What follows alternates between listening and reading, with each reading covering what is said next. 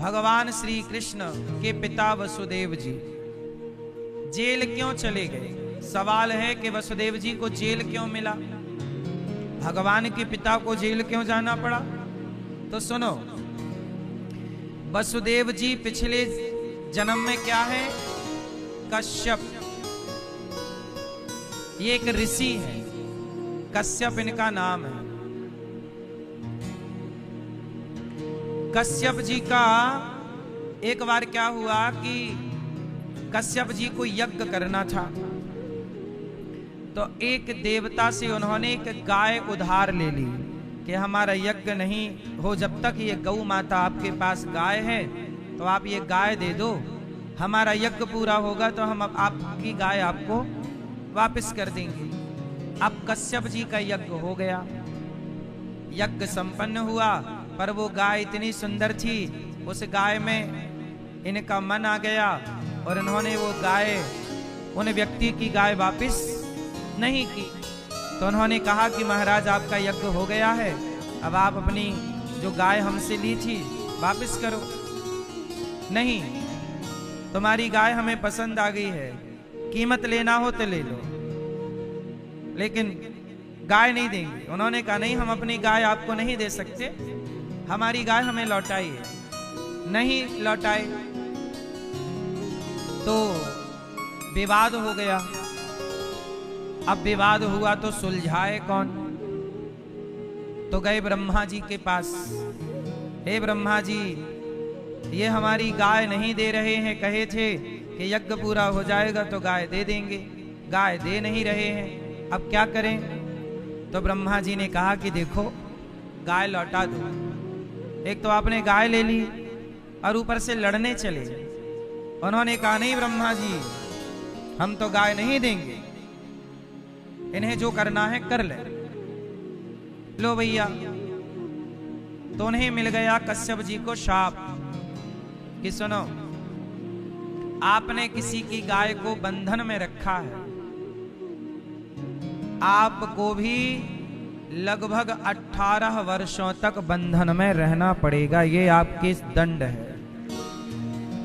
इसलिए वसुदेव जी कंस के जेल में लगभग 18 साल रहे। वसुदेव जी कंस के जेल में 18 साल रहे। तो ये कथा ये भी सिखाती है कि गाय को हमें मुक्त रखना चाहिए, गाय की सेवा करनी चाहिए। जैसे लोग खूंटे पे गाय बांधते हैं, वो तो ठीक है, आप अपने हिसाब से बांधते हैं, उसकी बात हम ये नहीं कह रहे हैं। हम ये कह रहे हैं कि किसी की गाय को आप बंदी बना के मत रख लीजिएगा कि उनकी गाय आपने बंदी बना ली। गाय को ना बांधिएगा, बांधना मतलब बंदी ना बनाना, गाय को बंदी नहीं बनाना चाहिए। जैसे पहले के जमाने में ना वो कानी हाउस हुआ करते थे कि गाय किसी के खेत में मिल जाए तो उसे पकड़ के जेल में डाल देते थे, मतलब गाय का जेल काजी कानी हाउस बोलते थे उसको। अब तो वो समाप्त हो गए, लेकिन वह भी गलत था। शास्त्र की दृष्टि से गाय को दंड नहीं होता, गाय को राजा दंड नहीं दे सकता, गाय पर किसी राजा का कोई शासन लागू नहीं होता, इसलिए कोई भी गाय को दंड नहीं दे सकता, ये धर्मशास्त्र कहता है। अब गौ हत्या हो रही है, उसे बंद करना चाहिए। ये बात बिल्कुल सत्य है कि गौ हत्या हमारे भारत में ना हो, लेकिन अब हो रही है तो उसे तुरंत रोकना चाहिए। सरकारों का ये काम है। सभी को इस कार्य में बढ़ चढ़ करके हिस्सा लेना चाहिए और गौ हत्या रोकने का प्रयास करना चाहिए। सरकारों से निवेदन करना चाहिए। हम भी सरकारों से प्रार्थना करते हैं कि गौ हत्या बंद हो। आप कितने लोग चाहते हैं कि गौ हत्या बंद हो? गाय किसी के अधीन कभी नहीं रही, गाय हमेशा स्वतंत्र रही है और गाय पर जिसने शासन करना चाहा उसे दंड भोगना पड़ा। गाय माता है और माता पर शासन नहीं किया जाता, माता के आगे सदा बच्चा बन के रहा जाता है, माता पर शासन नहीं किया जाता। क्यों? गाय गावो विश्वस्य मातरः, गाय सबकी माता है, चाहे बूढ़ा हो, बच्चा हो, स्त्री हो, पुरुष हो, हिंदू हो, मुसलमान हो, सिख हो, ईसाई हो, सबकी माता है गाय। कोई माने ना माने, पर गाय अपने दूध से सबका पोषण करती है। वो भेद नहीं करती कि मेरा दूध हिंदू पिएगा तो मुसलमान नहीं पिएगा। जो पीना चाहे सब पिएगा। इसलिए गाय सबकी माता है। तो आप सबको चाहिए कि गाय की सेवा किया करो। घर में एक ही सही, पर घर में गाय जरूर हो। आपके घर में गाय है कि नहीं? गाय होनी चाहिए। गौरी गोपाल गौशाला में 450 के लगभग गौ माता हो गई हैं अब, और 125 से ज्यादा नंदी है। और सबकी सेवा ये दास करता है।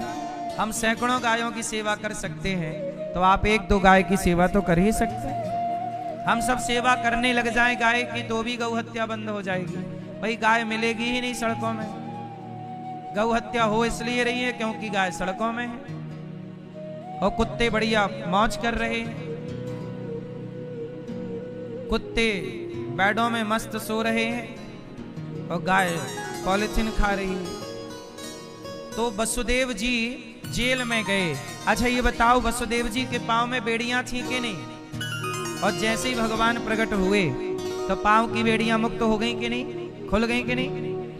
भगवान को ले रहे हैं। जैसे ही भगवान को गोद में लिया वसुदेव जी ने और भगवान को लेकर चले, पांव की बेड़ियां अपने आप खुल गईं, हाथ की हथकड़ियां खुल गईं। अच्छा ये बताओ, वसुदेव जी बंधन में थे।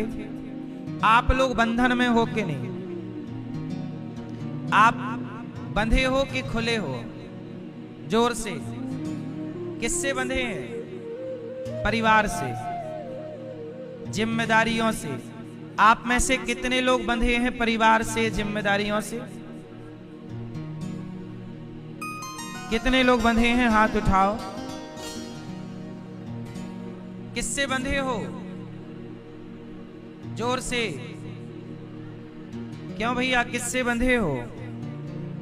हाँ, परिवार से। आप किससे बंधे हो? किससे? परिवार, जिम्मेदारियां। क्यों मैया, आप भी बंधी हो? आप लोगों में अधिकांश लोगों ने कहा कि आप सब बंधे हुए हैं परिवार से, जिम्मेदारियों से। अब आप लोग बंधे तो हैं, बोलो हाँ, लेकिन कैसे बंधे हैं क्या ये आपको पता है? तो हम बता रहे हैं, सुनो। आप लोग कैसे बंधे हैं, बहुत ध्यान से सुनना। एक गधा था, धोबी का। आज धोबी भाई गधे पे कपड़ा लाद कर धोबी घाट चले। धोबी ने देखा कि मैं गधे को बांधने की रस्सी भूल गया हूं। जब वो धोबी घाट पहुंचे तो क्या देखते हैं भैया? धोबी भैया ने देखा कि मैं तो गधे को बांधने की रस्सी भूल गया। अब फिर जाता हूं तो टाइम लगता है। तो वहां एक संत जी बैठे थे, तो धोबी ने मदद मांगी कि भैया साधु जी प्रणाम, कोई रस्सी पड़ी हो तो दे दो, वो हम गधे को बांधने की रस्सी भूल गए। संत जी ने कहा रस्सी तो नहीं है, लेकिन एक उपाय है। क्या उपाय है महाराज? बोले रस्सी भूल गए हो ये बात तुम्हें पता है, गधे को थोड़ी पता है कि तुम रस्सी भूल गए हो। ऐसा करो, जहां तुम गधे को रोज बांधते थे वहीं खड़ा करो और झूठ मूठ का बांध दो। मैया कैसा बांध दो? गले में हाथ डाल दो, जैसे रोज सच्ची मुच्ची बांधते थे। गले में हाथ डालो, खूंटे से लपेट दो, झूठ मूठ का। अब धोबी ने वैसे ही किया, बांधा नहीं, बांधने का नाटक किया, अभिनय। अच्छा, गधे को थोड़ी पता था कि रस्सी भूल गया है। गधा तो गधा। अब गधा वहीं, उसने अपने को बंधा हुआ मान लिया। अब गधा वहीं खड़ा, वहीं बैठे। धोबी ने सारे कपड़े धो लिए, गधा कहीं टस का मस नहीं हुआ, भागा नहीं। सारे कपड़े उठाए और गधे की पीठ पे रखे। धुलने के बाद एक डंडा मारा गधे को, चल अब गधा चले ही ना। धोबी बोला महाराज गधा नहीं बढ़ रहा, कोई जादू हो गई क्या? साधु ने कहा तूने गधे को खोला कि नहीं? धोबी बोला महाराज मैंने तो गधा बांधा ही नहीं था। अरे बांधा नहीं था तो बांधने का नाटक तो किया था, ऐसे ही खोलने का भी नाटक कर। उसके गले में झूठ मूठ का हाथ डाला, गधे को लगा मैं खुल गया, गधा चल पड़ा। अब आप लोगों को उत्तर देना है, बताओ गधा बंधा हुआ था या नहीं? जोर से, पीछे वाली मैया, क्या गधा बंधा हुआ था? नहीं, गधा बंधा नहीं था, पर उसने अपने को बंधा हुआ मान लिया। अब बताओ वो गधा कौन? समझ गए? आप लोगों ने भी अभी बताया ना कि हम बंधे हुए हैं। गधा बंधा नहीं था, बंधा हुआ समझ रहा था। उसी तरह आप में से कोई भी बंधा नहीं है किसी से, ना परिवार से, ना जिम्मेदारियों से, पर सारी जिंदगी अज्ञान के कारण बंधा हुआ मान लेते हैं आप। आपको लगता है हम बंधे हैं। कौन बंधा है? आज बुलावा आ जाए आपको तो आज इसी वक्त आपको जाना पड़ेगा। कहां परिवार का बंधन है? अभी बुलावा आएगा, अभी जाना पड़ेगा। बोलो, कहां परिवार से बंधे हो? कहां व्यापार से बंधे हो? कोई नहीं बंधा, बंधा कोई नहीं है, पर बंधा हुआ सारी दुनिया अपने को मान रही। क्यों मान रही है? क्योंकि अज्ञान है। जब अज्ञान छाता है, जब अंधकार बढ़ता है ना, तो रस्सी में सांप दिखने लग जाता है। जब अंधकार सामने हो तो हम रस्सी को क्या समझने लग जाते हैं? सांप। और ज्ञान आते ही टॉर्च आपके पास होगी, लाइट आपके पास होगी, तो क्या रस्सी में सांप की भ्रांति होगी? अच्छा बताओ, रस्सी में सांप कब दिखता है? अंधकार हो तब या प्रकाश हो तब? जोर से हैं? अंधेरा हो, और अंधेरा भी धुंधला अंधेरा हो, कुछ ना दिख रहा हो तो वहां भी भ्रांति नहीं है। पूरा डार्क हो तो वहां भी भ्रांति तब है जब दिख तो रहा है पर क्लियर नहीं दिख रहा, धुंधलापन जिसे कहते हैं। तो उसे धुंधलेपन में भ्रांति क्या हो जाती है? रस्सी को हम क्या मान लेते हैं? जैसे अंधकार में रस्सी को सांप समझ लिया, ऐसे अज्ञान में आप लोगों ने अपने को बंधा हुआ समझ लिया है। वो टार्च आएगी तो पता चल जाएगा कि ये सांप नहीं है, ये तो रस्सी है। जरा ज्ञान आएगा तो पता चल जाएगा कि हम बंधे नहीं, हम तो ऑलरेडी मुक्त हैं। ईश्वर अंश जीव अविनाशी, चेतन अमल सहज सुख राशि। आप तो सुख के भंडार थे। अच्छा ये बताओ, आप सुखी हैं कि दुखी हैं? जोर से। आप सब लोग सुखी थे, पर संसार में आते ही क्या हो गए? एक शेर का बच्चा गीदड़ों के झुंड में मिल गया। मैया आवाज आ रही है कि नहीं? ओ पंचायती मैया, ओ पंचायती माँ, बैठ के पंचायत कर लो मेरी माँ। लो वो चलती चलती पंचायत कर रही, जो जो मिल रहा सबसे। ओ मैया, सुन ही नहीं, भागवत सुनने आई हैं, बस भागवत ही नहीं सुन रही हैं, प्रपंच सुन रही हैं बस। देखो अभी तक उनके कान में शब्द नहीं गए, उन्हें लग रहा है ये हाईवे जा रहा है प्रयागराज से, है ना, रीवा की तरफ।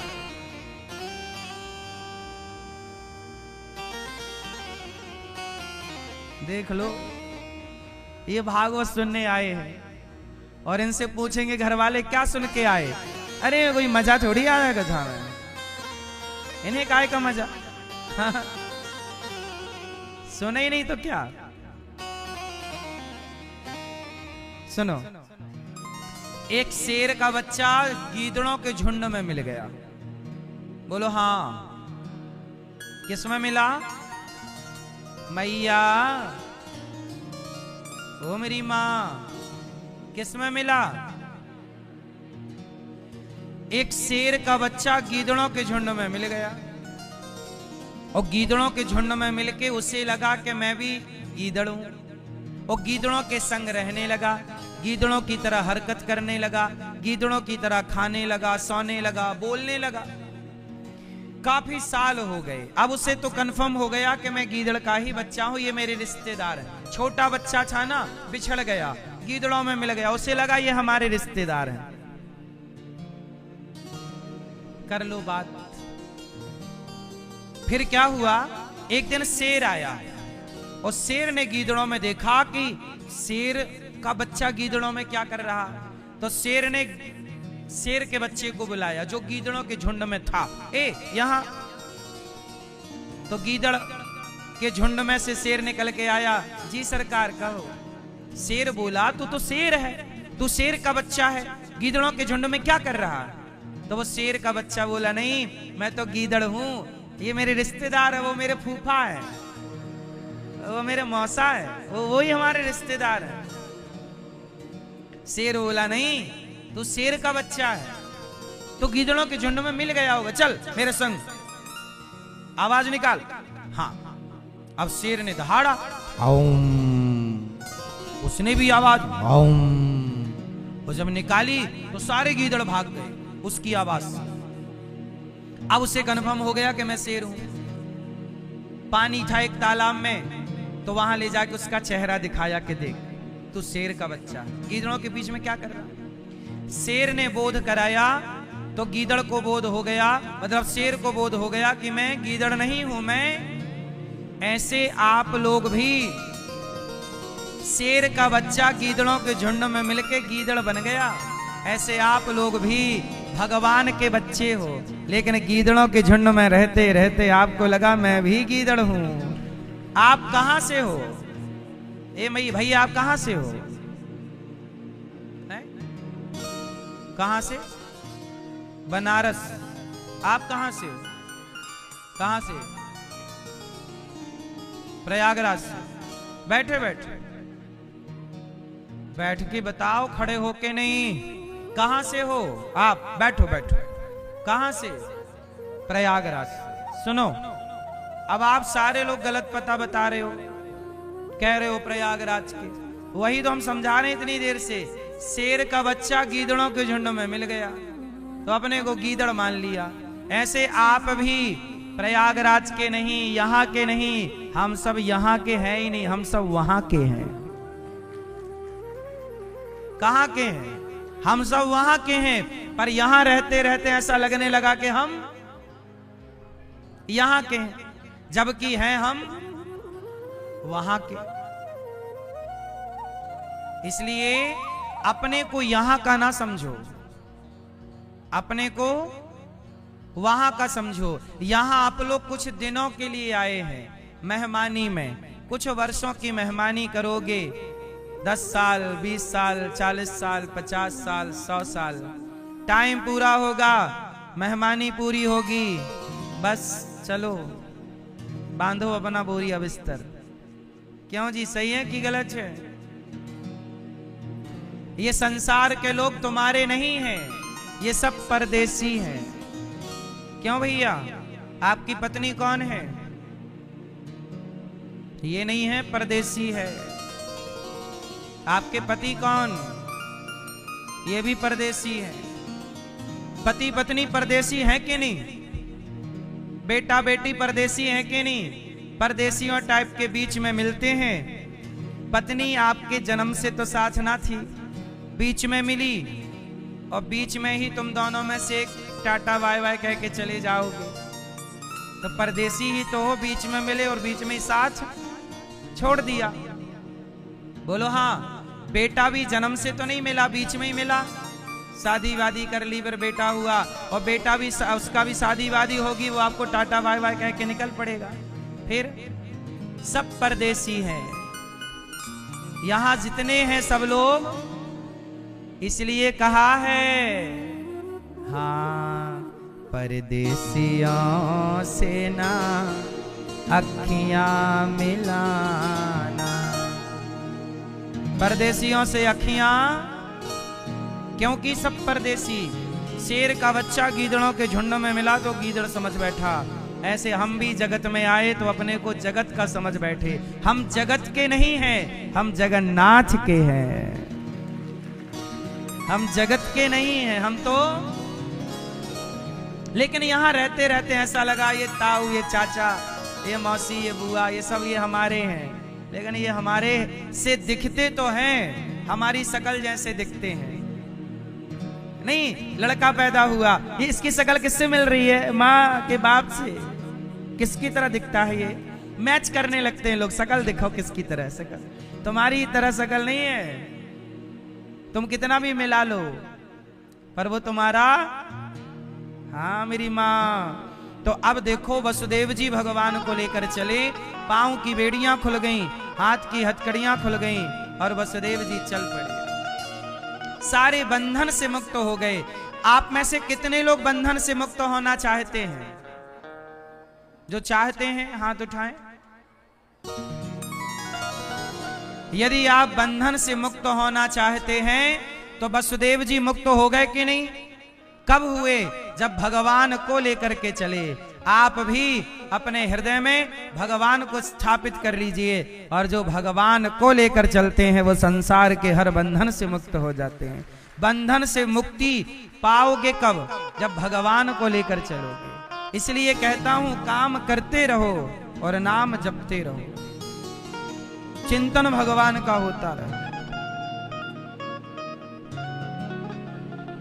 है ना? भगवान का चिंतन हो, वरना गति बिगड़ जाएगी।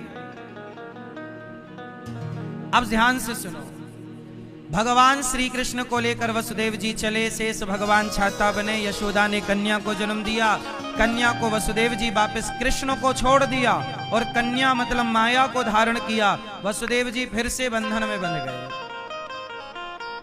जो माधव को छोड़कर माया को पकड़ लेता है वो बंधन से पुनः बंध जाता है। इसलिए कहता हूं दो चीजें हैं, एक माया है, एक माधव है।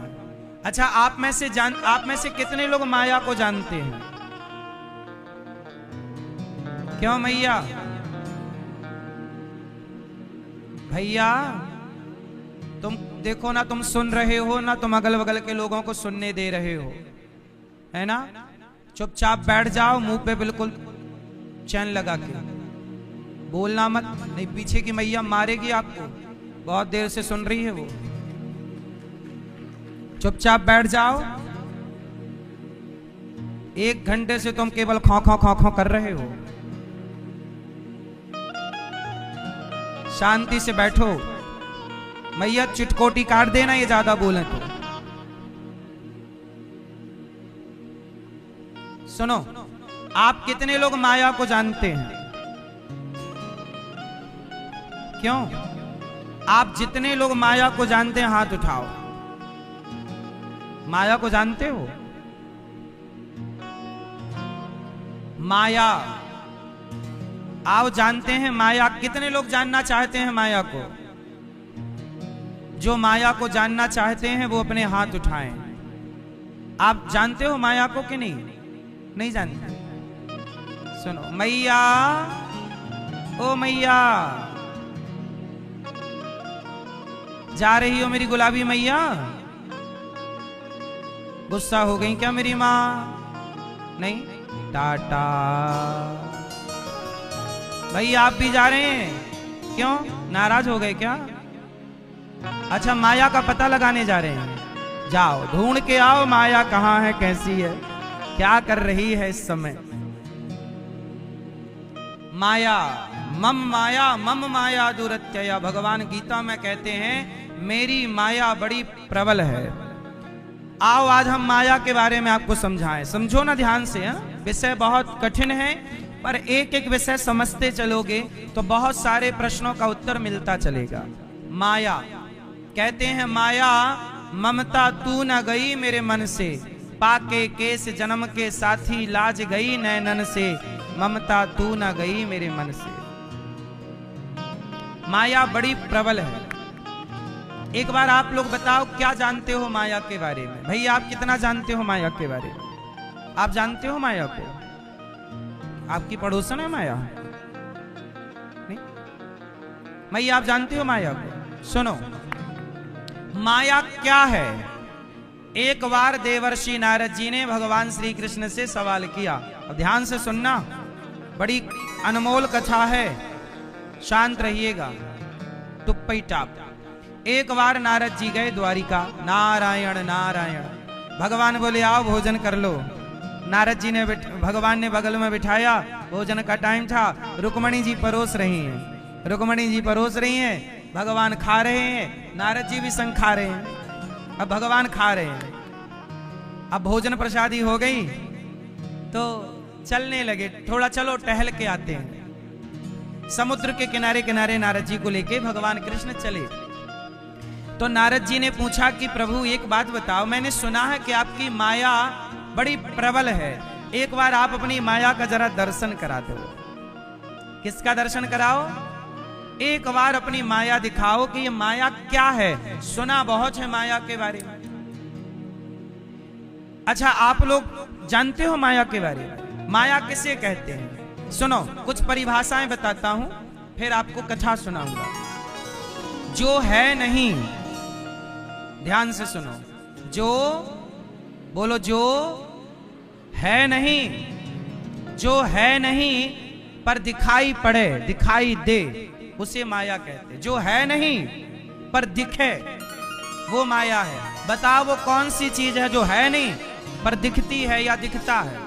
वो क्या है जरा बताओ चश्मा वाले भैया, वो क्या है जो है नहीं, है ही नहीं पर दिखाई पड़ता है या पड़ती है? वो क्या है? हाँ सही पकड़ा आपने। सुनो, जैसे सड़क पे आप चलते हो तो कई बार ऐसा लगता है कि सड़क में पानी भरा है दूर से देखने में, पर जब आप जाते हैं तो वहां पानी नहीं होता। है नहीं पर दिखाई पड़ रही है या पड़ रहा है? बोलो हाँ, यही माया है। अब इसे कथा से समझो कि क्या नहीं है और क्या दिख रहा है। आओ ये पूरी कथा सुन लोगे तो माया को समझ लोगे। नारद जी बोले कि प्रभु हमें माया का दर्शन कराओ। भगवान कृष्ण बोले कि माया के चक्कर में नारद जी ना पड़ो, ये बड़ी प्रबल है। नारद जी बोले ना ना हमें तो दिखाओ। भगवान बोले चलो थोड़ा अपन आगे चलते हैं। चलते चलते भगवान कृष्ण और नारद जी जंगल पहुंच गए। तो जंगल में भगवान कृष्ण को लगी प्यास, तो भगवान ने नारद जी से कहा एक पानी की जरा व्यवस्था कर दो, पानी पिए हम, फिर आपको बताएंगे कि माया किसे कहते हैं, कैसी दिखती है माया। नारद जी बोले अच्छा ठीक है आप यहीं बैठो। तो एक वृक्ष के नीचे भगवान बैठ गए और नारद जी पानी लेने गए। और जब पानी लेने गए तो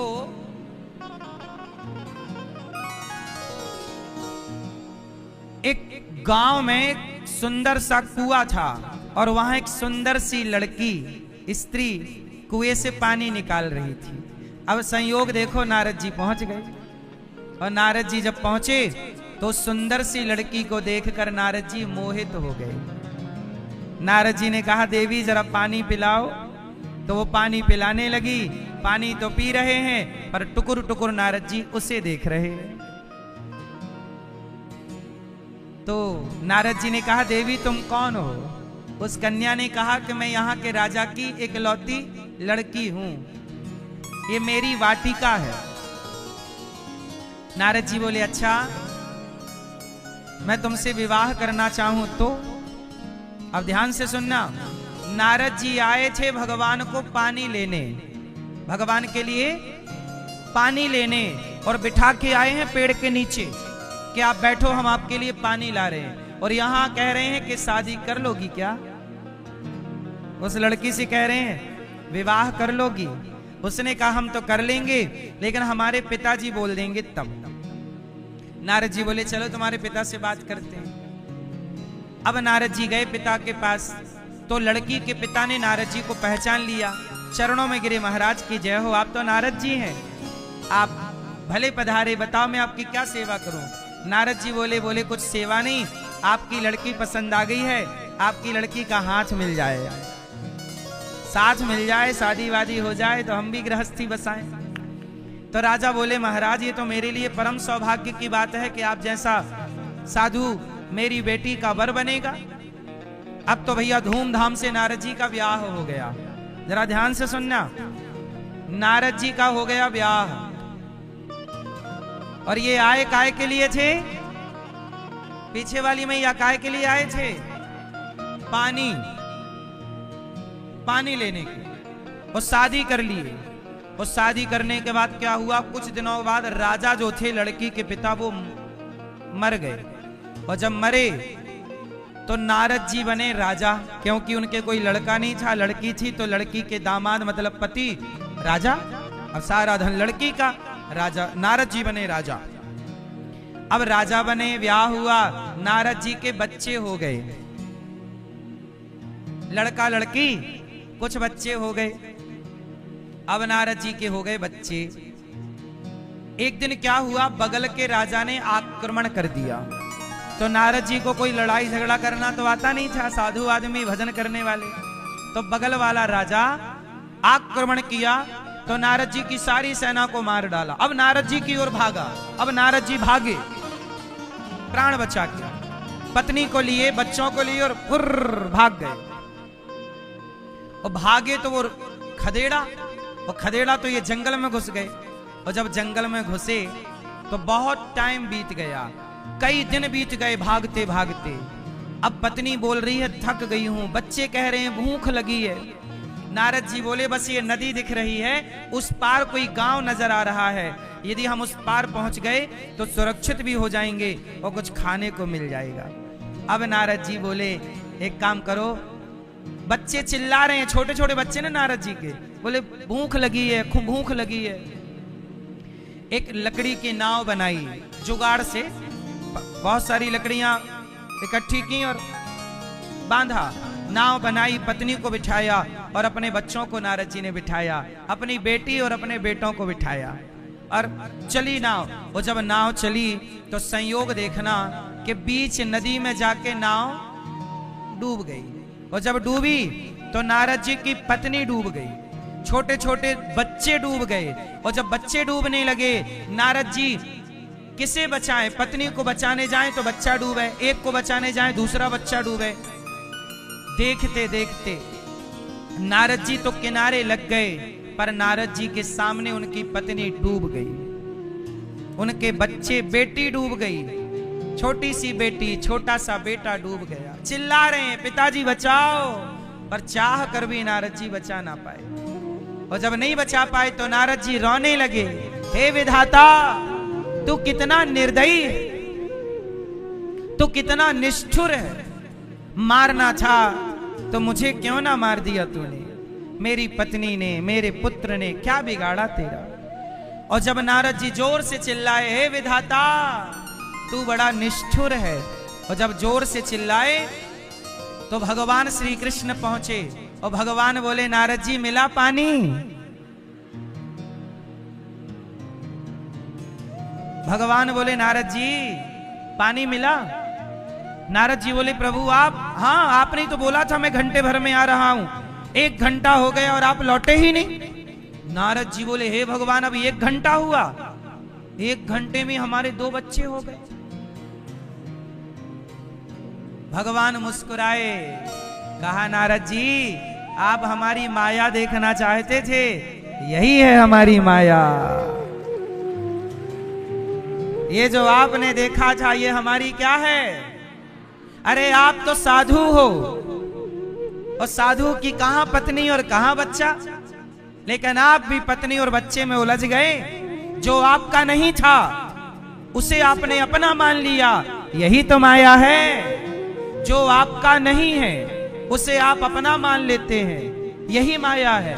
अब आप लोग बताओ, ये हालत केवल नारद जी की है या हमारी और आपकी भी है?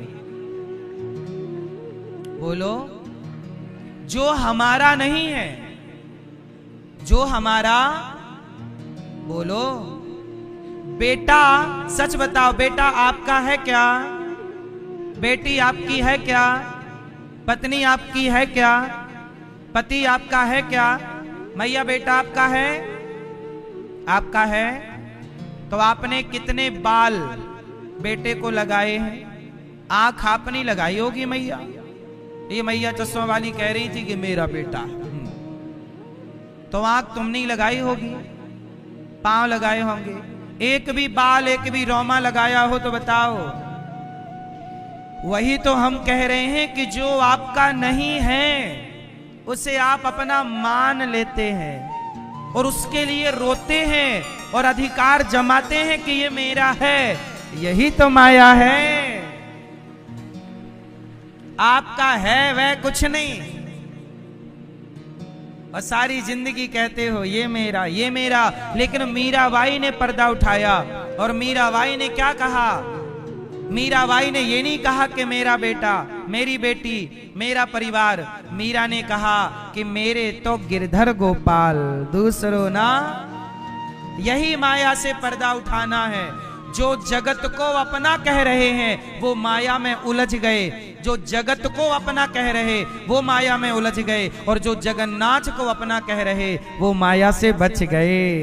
माया से बचना है तो जगन्नाथ को अपना कहो, और माया में उलझना है तो जगत को अपना कहते रहो। कितना भी अपना कह लो इन लोगों को, लेकिन ये हमारे अपने कभी नहीं हो सकते।